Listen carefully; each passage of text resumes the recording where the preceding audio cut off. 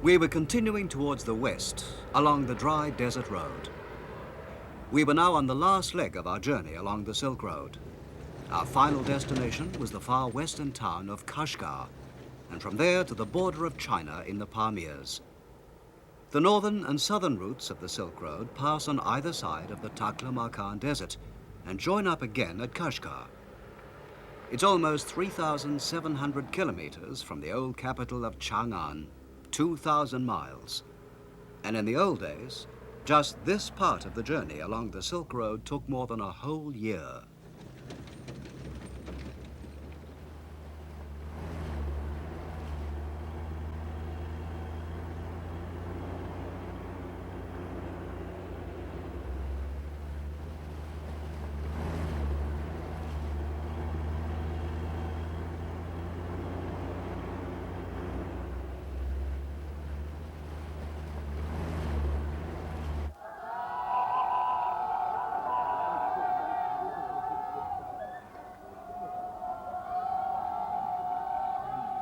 When we arrived in Kashgar, we found it was busy with preparations for a festival to mark the end of Ramadan, the Muslim month of fasting.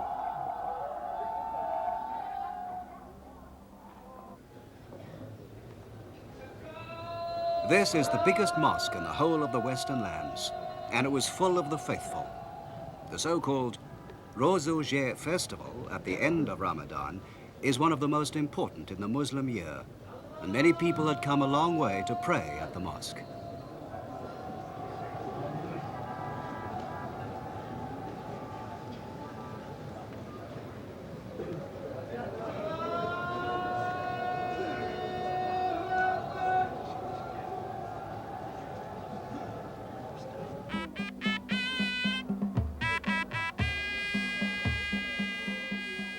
A band took up position on a roof and played cheerful music all day long.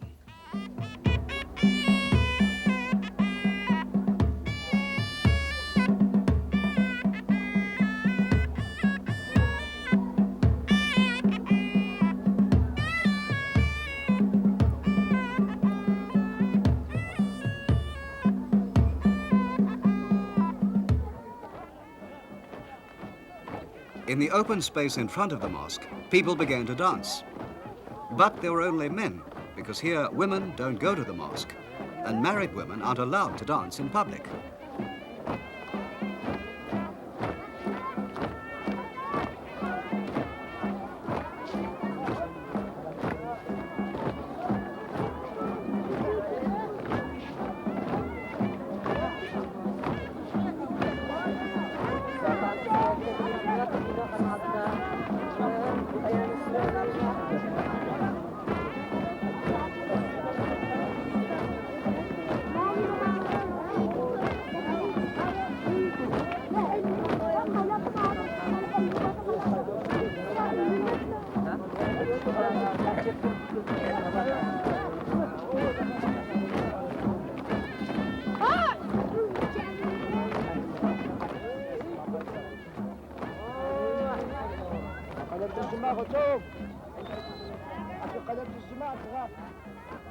A street photographer was doing good business.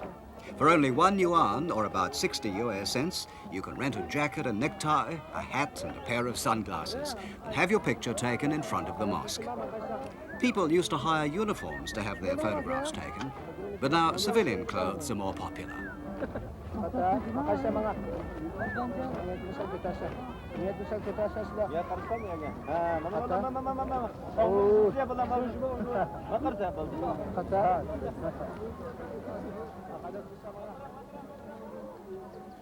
The population of Kashgar is about 200,000, and most of them are Uyghurs. About 70% are Muslims. On that festival day, many people went on praying at intervals until dusk.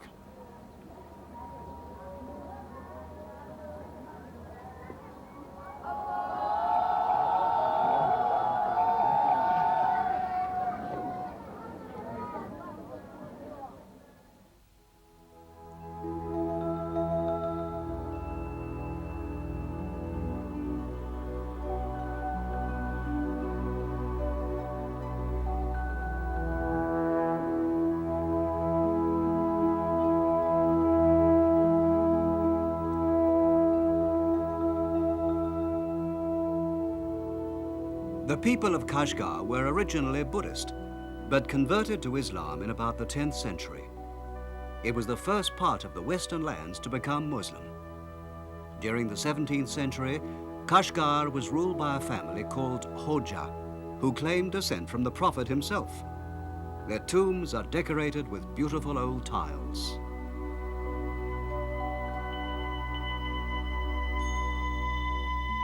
In fact, the name Kashgar means the town of beautiful tiles.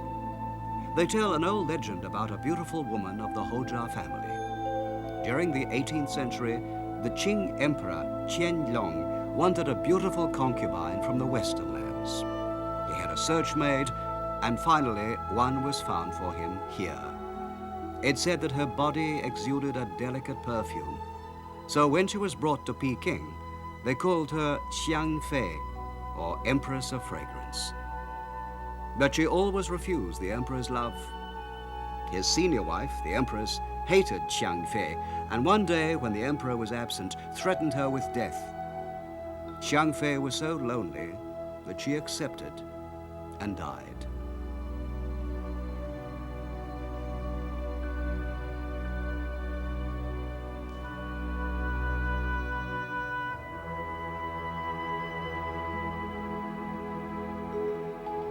To the Uyghurs, the Hoja tombs are a holy place, and many people ask to be buried here.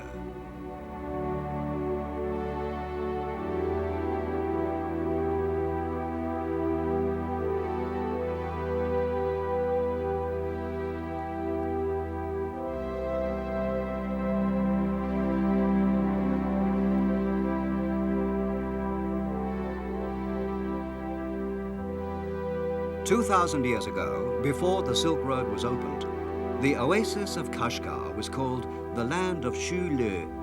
In the Han Dynasty Chronicles, it says that the population of Shule was more than 18,000, and that the country extended as far west as Dayueshi, Dayuan, and Kangju.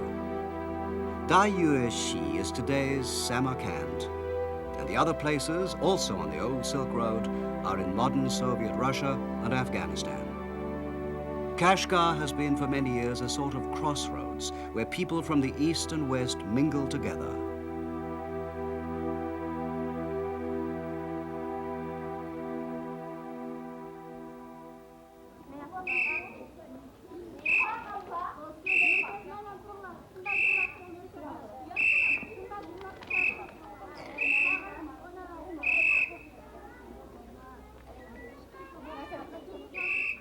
We visited a kindergarten school for non-Chinese children.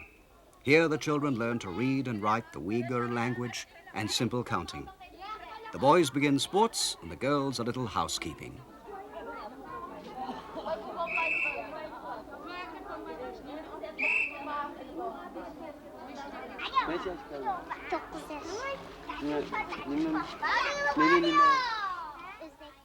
I'm 9 years old.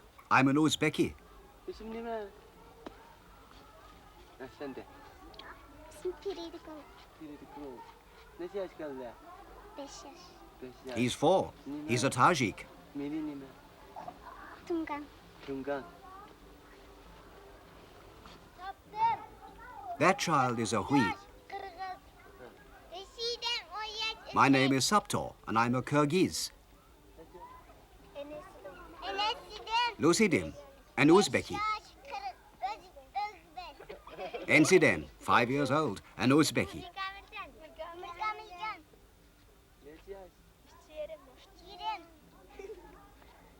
Migmijan, 3 years old, another Uzbeki.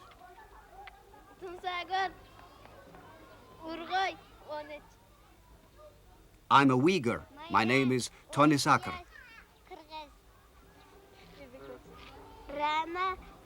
Mayla, Kyrgyz. Mefpari, a Uyghur.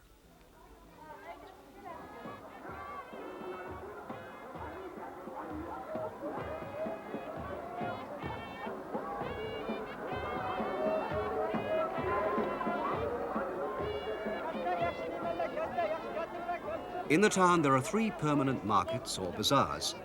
Small shops with a frontage of only 2 or 3 meters line the streets.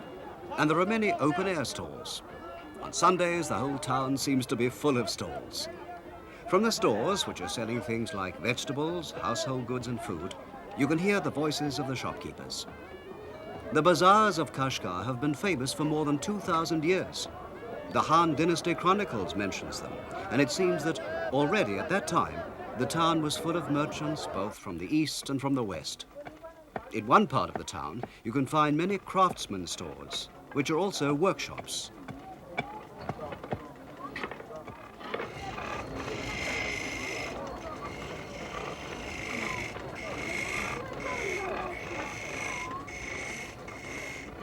Here's a woodworker spinning a primitive lathe by means of a bow held in his right hand. He's turning a leg for a cradle. He uses wood from poplar and mulberry trees, both of which grow plentifully near the oasis.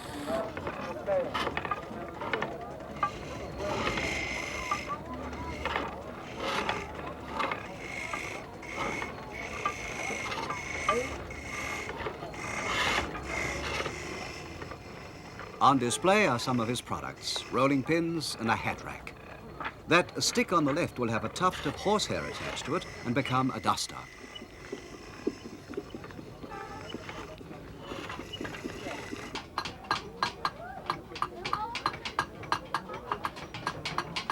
A metal worker is making a strong pot out of copper sheeting. But these days, aluminium is becoming more popular than copper.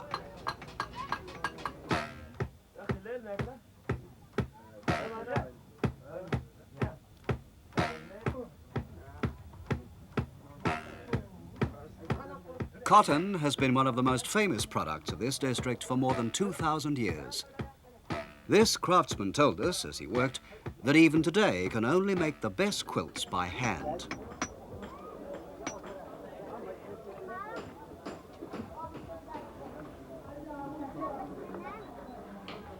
The back alleys are always filled with strange sounds and smells. In this jewelry shop, they're working with gold and silver. The women of the Western lands all love jewelry and deck themselves with rings, necklaces, and earrings. It's a tradition handed down from the days when they were all still nomads and had to wear their wealth on their bodies.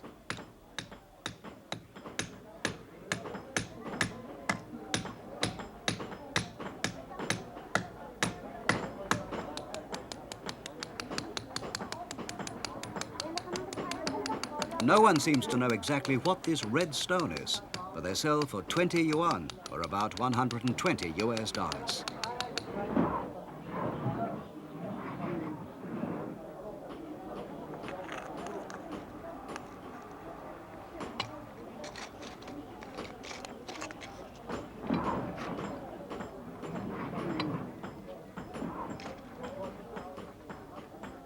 These earrings sell for about 50 yuan, or 300 US dollars a pair. If you bring your own coins to make the jewelry out of, you can get it for about half price. This old man has been working as a jeweler for more than 40 years. And the child is his grandson, who's planning to be a jeweler too. Like a true craftsman, the old man is never quite satisfied with his work.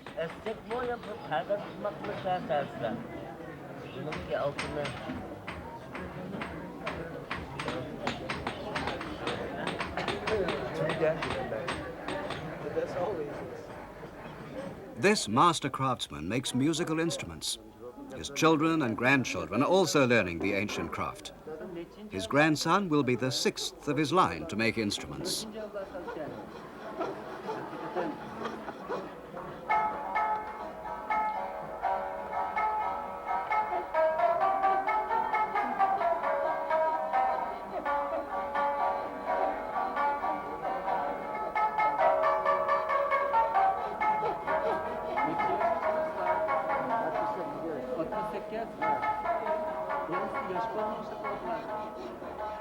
It takes at least 10 years to learn to make instruments like these.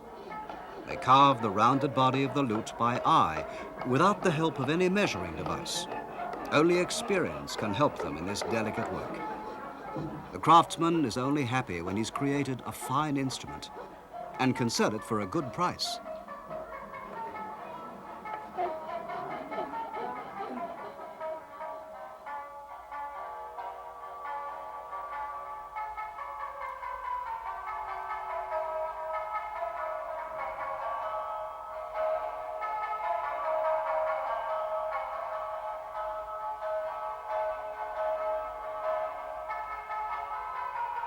Marco Polo came to Kashgar during his travels, and he wrote, "The land of Kashgar is prosperous, and the people have everything they need for a comfortable life. They're mostly craftsmen and merchants who travel in various parts of the world on business." Kashgar hasn't changed much since those days.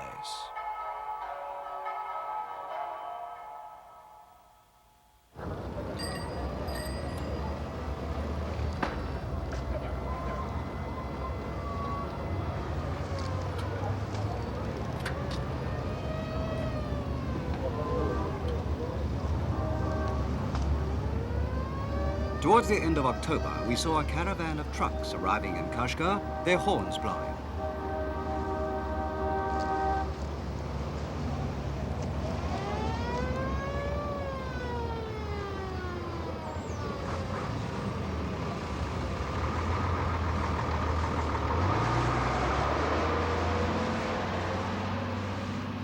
It came from Gilgit, in the part of Kashmir which is in Pakistan, beyond the Pamirs.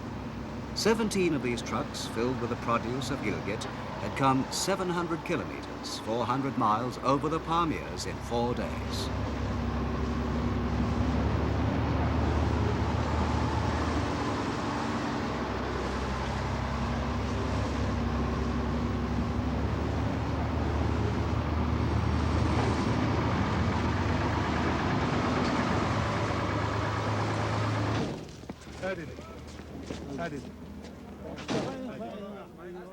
During the Tang dynasty, Gilgit was called Xiaobolu.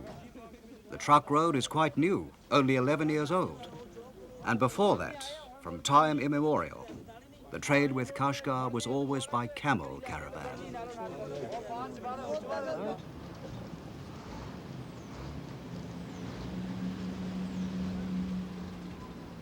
The brilliant decorations on the trucks show scenes and products of the drivers' hometowns in Pakistan. They seem very splendid to us after months of looking at drab Chinese vehicles.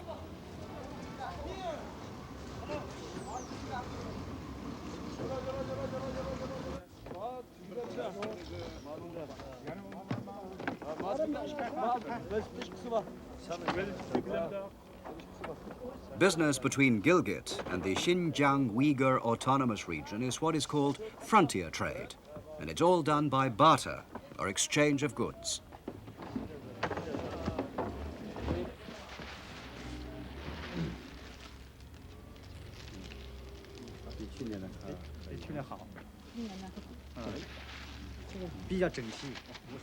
The main product they bring from Gilgit is dried fruit and nuts, mostly almonds, peanuts, and apricots. But they also bring nylon scarves, herbal medicines, and other small products.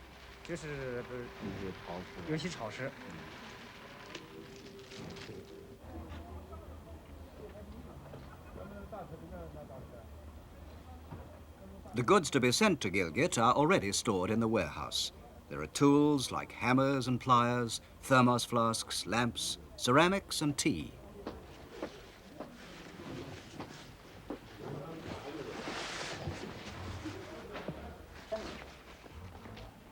But the main product for barter is, as it's always been, silk. Silk has always enchanted people from the West.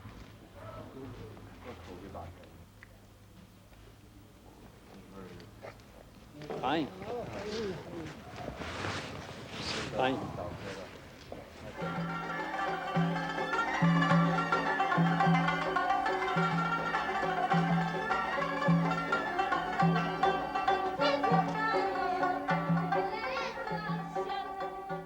A welcome party for the truck drivers was given under a pergola in the public park. They're singing an old song about the famous dark-eyed Kashgar girls, skilled at singing and dancing. They encourage the Pakistanis to dance too.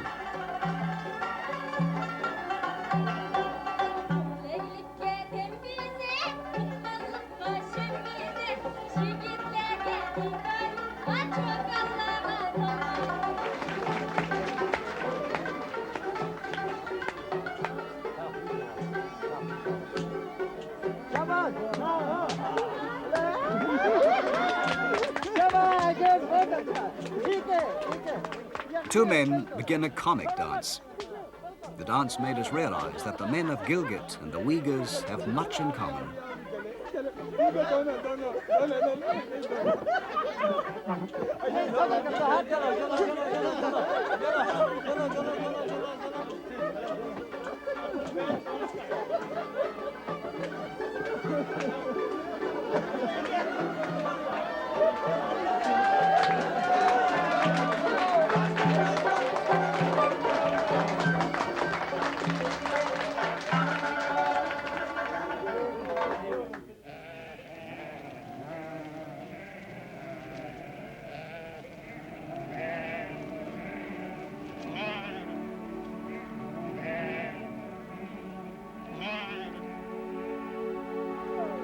"1,300 years ago, a Chinese priest crossed the Pamirs just like the drivers had.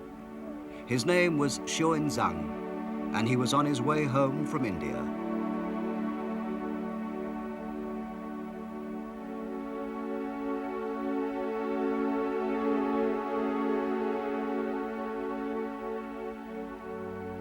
But when Xuanzang stopped here, he found several hundred Buddhist temples. He wrote that all the people of this country were Buddhists.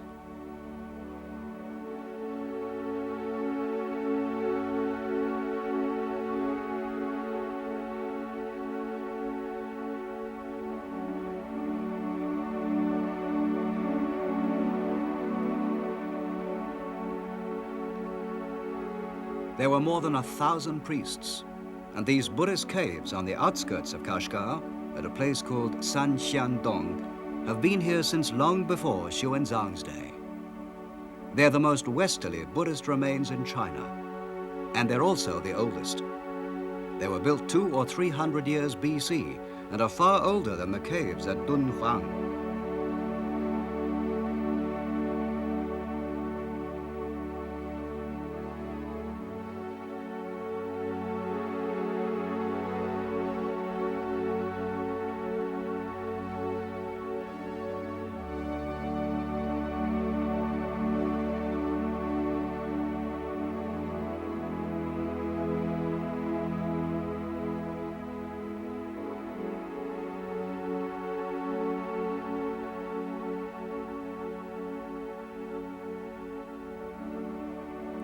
But all the murals and images inside have been destroyed, either by floods or by Muslim iconoclasts.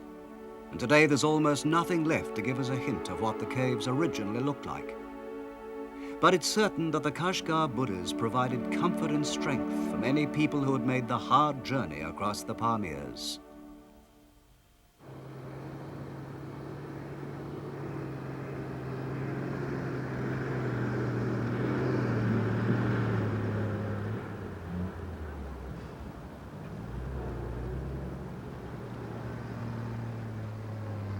We continued westwards, following Xuanzang's route, and started on the road for the Pamir Plateau. The old road began at Kashgar and is said to have passed through the Tashkurgan oasis.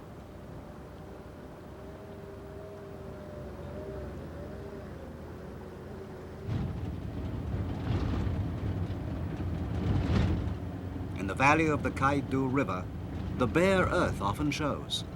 For sometimes in the flood season of June and July, when the snow melts on the mountain, the road is destroyed by rushing water.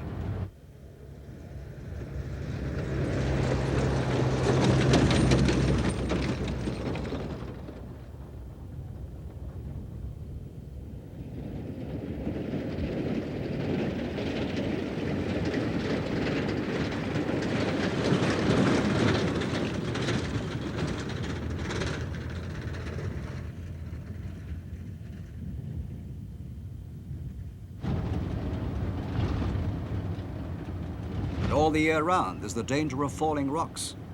As we climbed higher, the temperature fell. In Kashgar, it had been over 30 degrees Celsius, 80 degrees Fahrenheit. But 4 hours later, it was only 15 degrees Celsius, 60 degrees Fahrenheit. On the road, we saw nomads from Gilgit herding their sheep.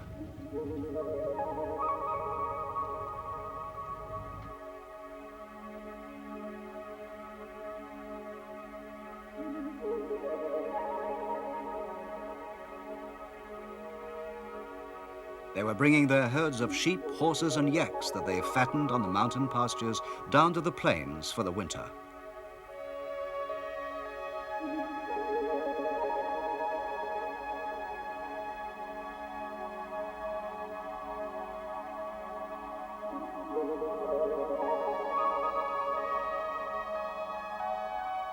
From here to the north live the Kyrgyz tribe, who are often mentioned in histories of the Silk Road as savage people. In the 9th century, they conquered the local civilized Buddhists and carved out an enormous nomad empire from Lake Baikal in the east to the Taras River in the west.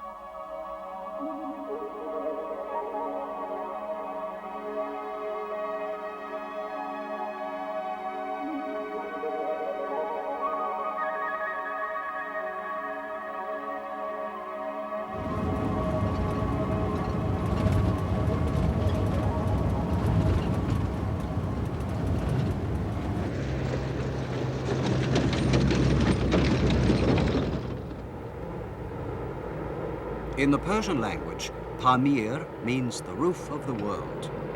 It's a gigantic plateau between 3 great mountain ranges, the Hindu Kush, Tian Shan, and Karakoram.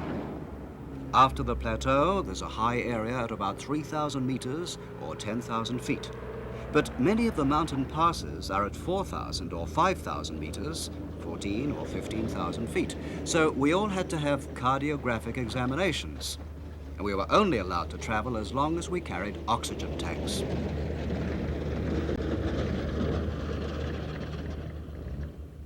In ancient China, the Pamirs were called Kongling. They believed that the plain formed a division between the east and the west.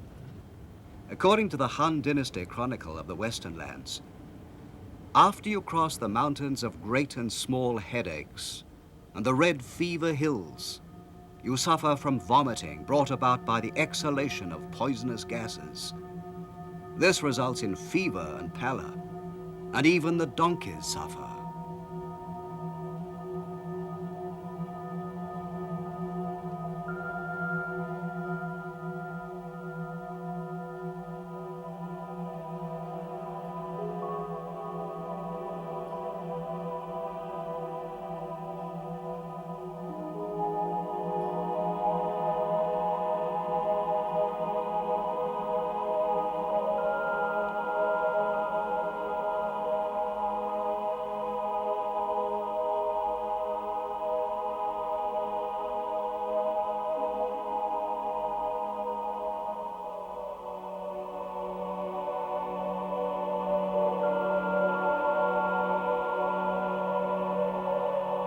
In the past, it took a whole month to travel across Kongling. Xuanzang had a lot of trouble here. He was attacked by robbers, the merchants he was traveling with abandoned him, and his elephants sank into the marshes with their precious sutras still on their backs.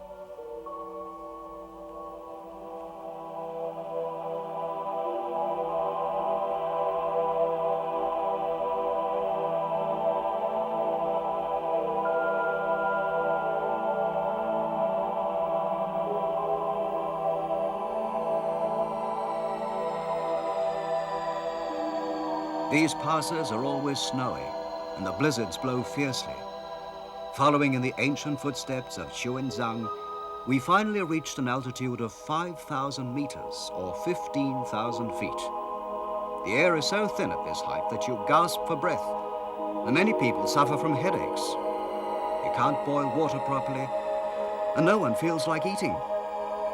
And neither camels nor horses are any use so high up.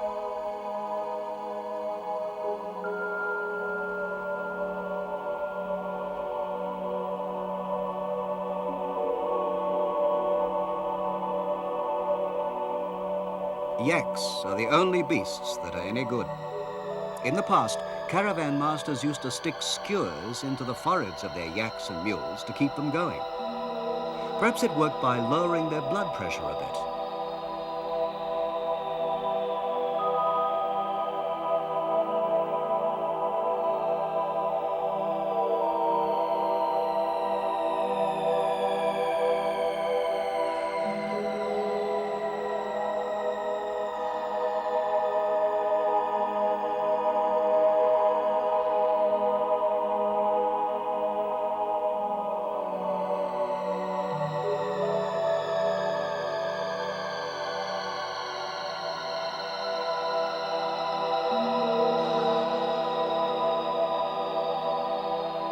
Animals that died here became food for the wolves, and travelers used their whitened bones as landmarks. The road across the Pamirs was opened up by the sacrifices of many people.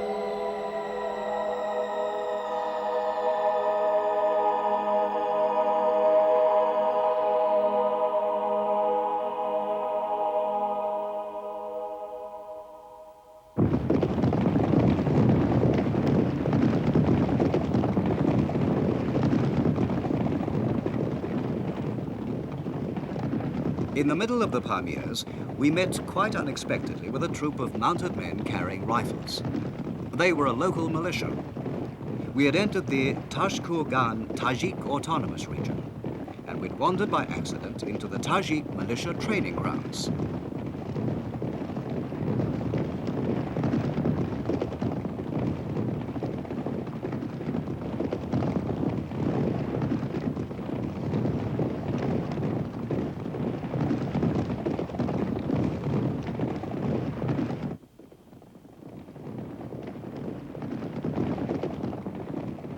The autonomous area has foreign countries on three sides: the Soviet Union, Afghanistan, and Pakistan. Since the outbreak of hostilities in Afghanistan, the militia had not been allowed to shoot their rifles, even with blank rounds, to avoid any appearance of provocation. We could all sense a feeling of tension.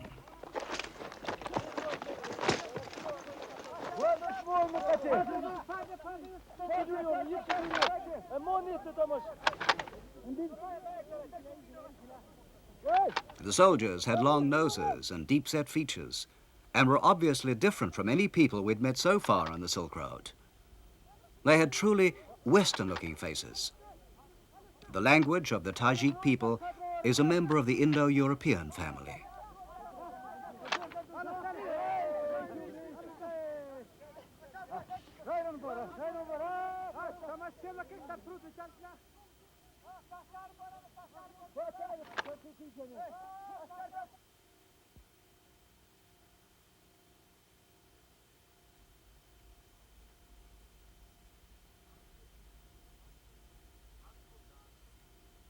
Tashkurgan Oasis is an open valley about 3,600 meters above sea level, 12,000 feet. On the outskirts of the town is a huge old castle. The name Tashkurgan means a tower of stone, and already during the Han dynasty, soldiers were sent here. During the Tang dynasty, our military headquarters was established at the castle.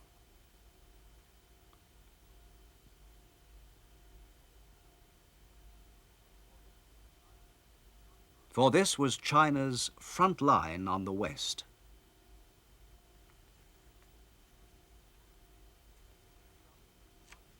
The Greek geographer Ptolemy wrote that a Macedonian merchant had told him that to get to the silk country of Serlika, he meant China, you had to travel through the country of Torre sulla Pedia, which means stone tower in Greek. Many Greek merchants must have passed this way in caravans organized by Persians during the Han and Tang dynasties.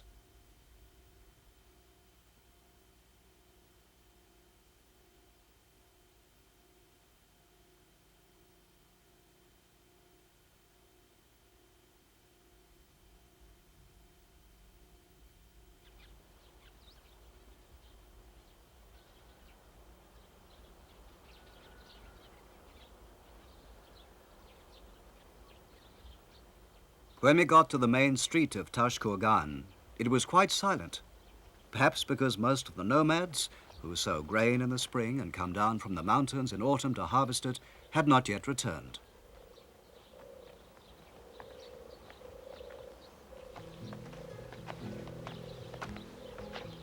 Xuanzang rested here for 20 days on his return journey from India. He wrote many legends about the building of the town when he was here.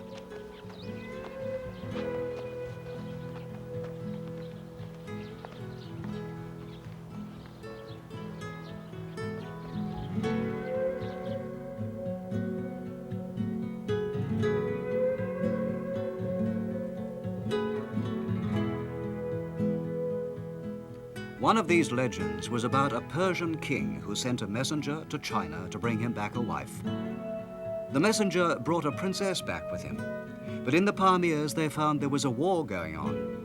The messenger put the princess in a tower at the top of a mountain and guarded her day and night. When the war was over and they could travel again, the princess was found to be pregnant. The messenger was aghast, but a maidservant told him that a god had come from the sun every day to see the princess.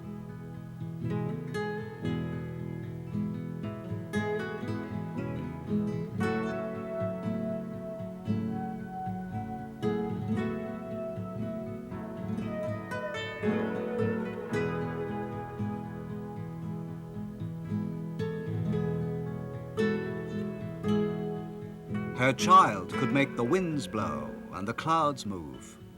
And when he grew up, he became king and brought great prosperity to the land.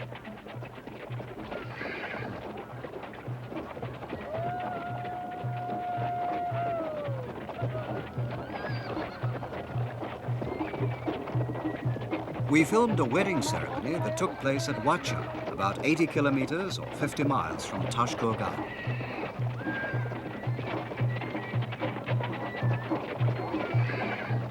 The groom is the young man with the red and white silk bands on his hat. The red symbolizes butter and the white, milk, two colors that are used here for celebrations. The groom visits the house of his bride-to-be on the third day of the festivities. He's only 20 years old.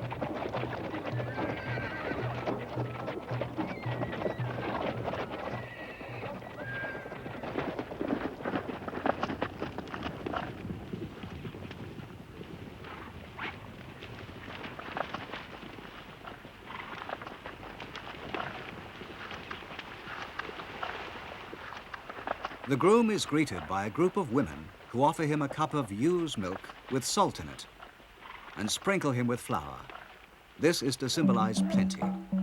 They offer the same to the groom's attendants, but the groom only dismounts from his horse when he is invited to do so by the father of the bride.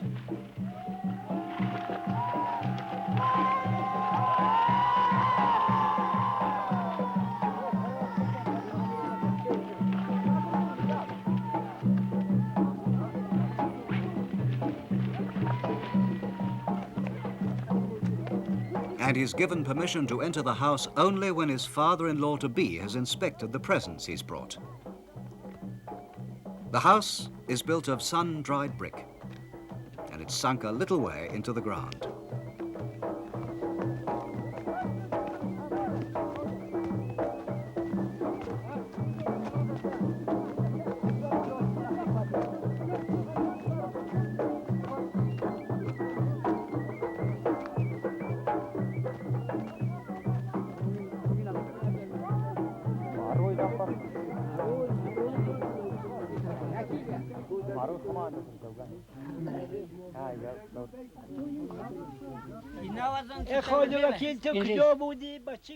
The bride, who's 19 years old, wears the same red and white festival colors as her groom. The village elder talks to the groom's attendants, asking them what the young man has come for and whether he will make his wife happy. The bride and groom never utter a word to each other.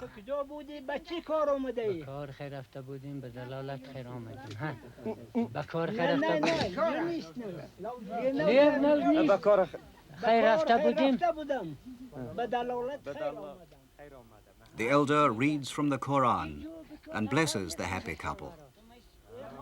Then they fill a cup with ewe's milk.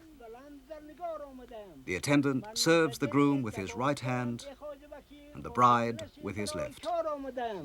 من رفته بودم برای این او بقا هم سنت مصطفی هم فرض اله بر آدم بر نو خلیل است این فرض از بر نکاح آوریدم به شما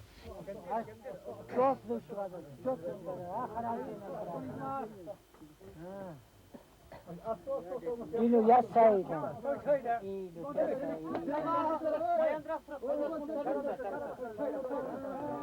اینو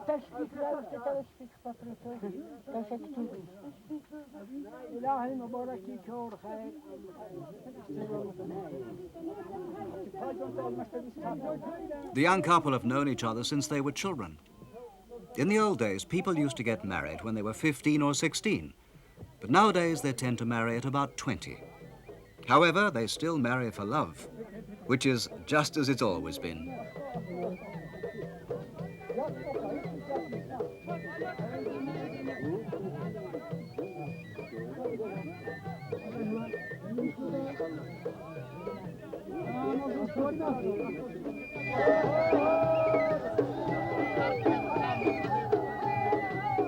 Outside, they're already dancing to celebrate the wedding. The whole village has been invited.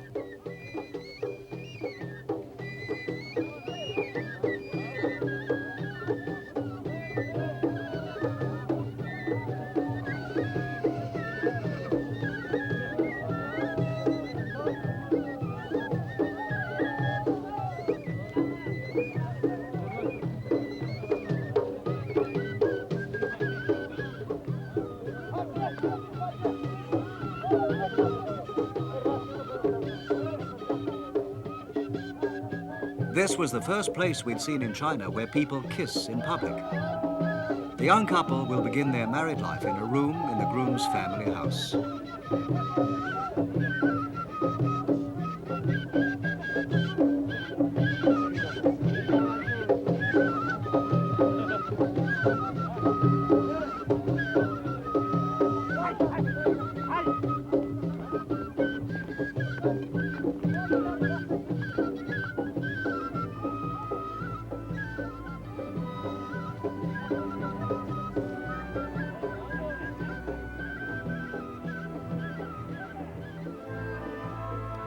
There are about 20,000 Tajiks in the Tashkurgan Autonomous Region. But the tribesmen also live across the border in the Soviet Union, in Afghanistan, and in Iran.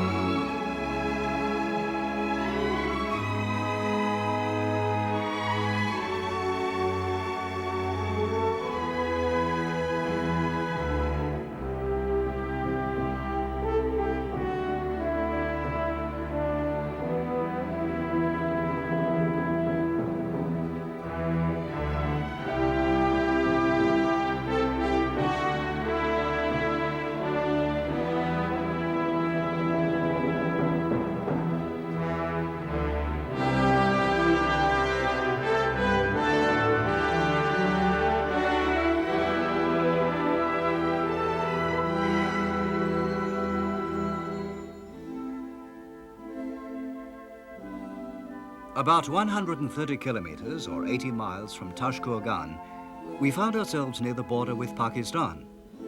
From here, the Silk Road used to go on into Afghanistan, but nowadays the border is closed, even to nomads.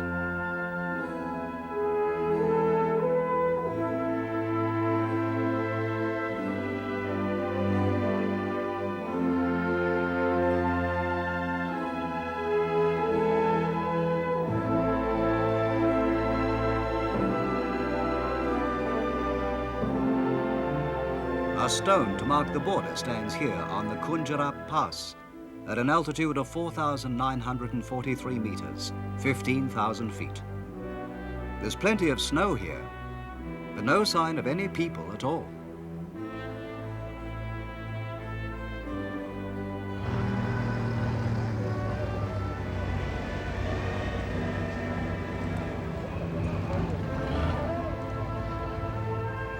Gilgit is only about 200 kilometers from here, 120 miles. But only a very few people, Pakistani or Chinese, are ever allowed to pass. It was time to say goodbye. These modern travelers on the Silk Road said, "See you next year."